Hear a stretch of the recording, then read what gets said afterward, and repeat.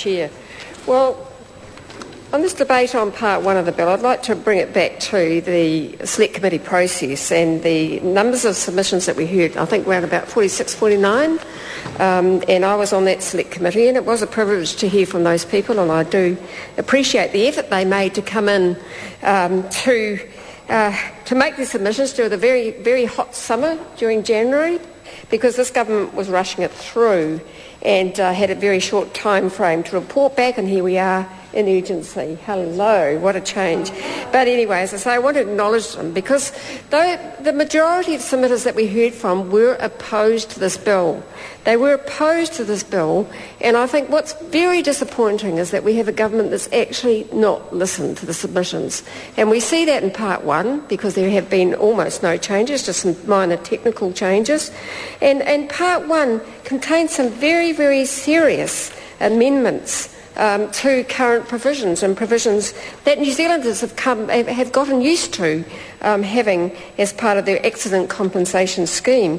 And so, for example, we are seeing the removal of ministerial advisory panels, and I find that incredibly arrogant, actually, that the minister thinks that he knows everything, that he doesn't need any advice, independent advice about these issues, about gradual process and other diseases, about injury prevention and so on. So get rid of them because they might be inconvenient. We're also seeing, as I've mentioned before, other members have mentioned about the changes to vocational independence, which is, really, really quite scary stuff, where we're talking about people, and I heard the Minister responding to this, trying to argue that having to, being deemed ready for work at 30 hours rather than 35 hours a week was somehow the same as other things. Now, what we're talking about here, Mr. Chair, is workers that have been injured on the job, most often through no fault of their own. After all, let's remember, this is a no-fault scheme we're talking about here. And what we have here in part one is a provision that says that they have to, that when they're physically able to work 30 hours a week, and once they're physically able to work 30 hours a week, God knows what sort of job that is being proposed for them, rather than 35 hours a week, they will lose their earnings-related compensation, and that's going to cause hardship to more injured people. And then we have the next provision, which is a change to allow ACC to disregard pre-accident earnings. So at the moment, when ACC is considering or assessing whether to deem someone as work-ready, they must have regard to the person's previous work earnings or pre-accident earnings. Now, the bill changes that to may, and what that means, of course, is may not. And we've heard descriptions from my colleagues about what that can mean for people when it comes to deeming them work-ready and having to go back into some job that bears no relation to what they were doing before. How undignified is that? Absolutely undignified. And then we had the risk rating provisions, and I've talked a little bit about this, Mr. Chair, and what it means. And I mean, there's a real sense of fear around this, because we have seen it in the past. We have seen it in the past, under the past national government, where there were risk ratings and risk assessments, and what we saw then was many, many workers too afraid to put forward their injury claims, or employers actively discouraging them from doing that because it would affect their risk rating. I don't accept that people that the only motivation is money. And that's what this provision means. The only motivation for preventing accidents, preventing injuries is money. And then, of course, we come to the 6% hearing loss that some of my colleagues have talked about. And I think that this was, for the members of the Select Committee, one of the most, poignant discussions that we had on the Select Committee, because we did hear from people who have hearing loss. We did hear from audiologists. The audiologists came in with earplugs to give the Select Committee a sense of what it is to have less than 6% hearing loss. And it's quite significant. I couldn't hear what they were saying without actually straining, Mr. Chair, straining to hear what they were saying. And as my colleague Carol Beaumont has talked about, someone described it meant hearing the birds sing. Hearing the birds sing, or hearing your grandchildren chatter, or being in a group of people, Mr. Chair, thank you, Mr. Chair, or hearing, being in a group discussion where you can only hear the person next to you, you can't hear the conversation going around you. It is quite significant.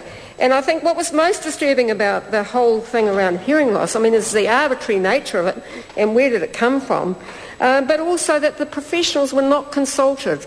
And there was a lot of they were aggrieved about that, and I think a lot of sense of dismay among the Select Committee members about that too. Why wasn't this government, apart from the fact that they didn't consult with anybody, and actually the regulatory impact statement says that very clearly, they didn't talk to the professionals about what this meant, and when they came to the Select Committee, they didn't listen to what they were saying.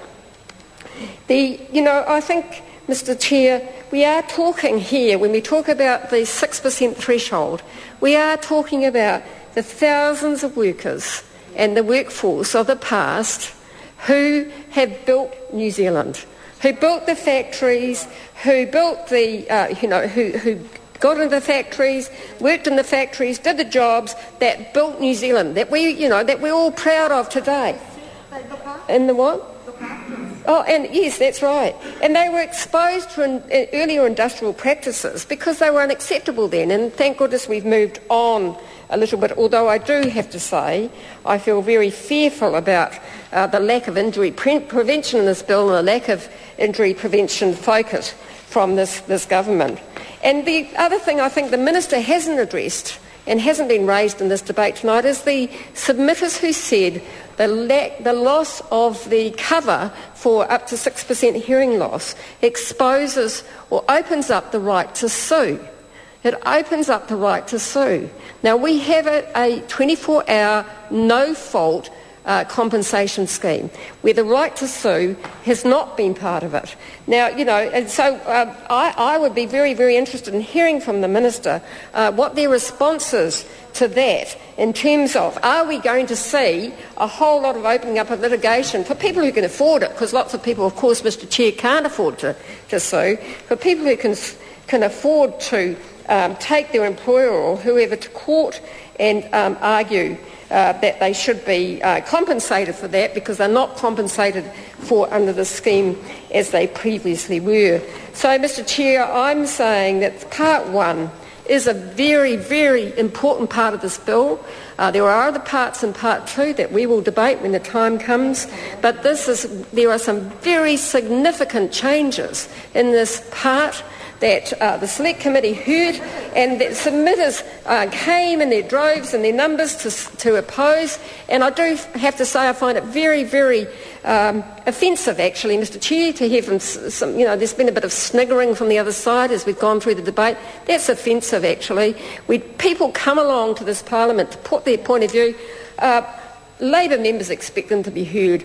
Unfortunately, Mr. Chair, we haven't seen that those people have been heard at all, that there's, the insistence of this government that this is all about saving ACC and ACC's in trouble and, cost containment and so on. Actually, what ACC is about people. It's about people who are injured either in the workplace or in outside of the workplace, people that get hurt, who've grown up since the Woodhouse report and since the implementation of a cross-party scheme in the 1970s, of a no-fault 24-hour compensation scheme, and they've grown up to expect that they pay their levies. They expect better of this Parliament than we're seeing from this bill. And as I said earlier, Mr. Chair, there will be other things that we want to comment on in Part 2.